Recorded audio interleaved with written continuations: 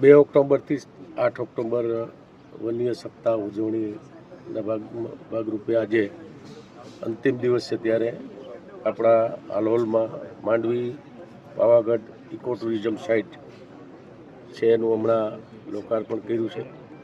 આ ખૂબ એકદમ લોકેશનવાળી જગ્યા છે.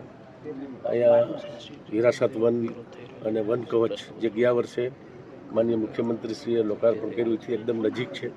પાવાગઢ મા કાલિકા માતાજીના અહીંથી સીધા દર્શન થઈ શકે એવી જગ્યાઓ પર આ ઇકો ટુરિઝમ સાઇટ છે એ નિર્માણ થઈ છે. અહીંયા અલગ અલગ રાજ્યના શાળાઓમાંથી વિદ્યાર્થીઓ પણ રહી શકે એ પ્રકારના વ્યવસ્થાઓ એમાં કરવામાં આવી છે. અહીંથી સ્ટેચ્યુ ઓફ યુનિટી જતાં વડોદરા અને ગોધરા 2 સિટી નજીક છે. ટ્રાઇબલના 3 જિલ્લાઓ છે એની વચ્ચેનો આ વિસ્તાર છે અને જે સ્ટેચ્યુ ઓફ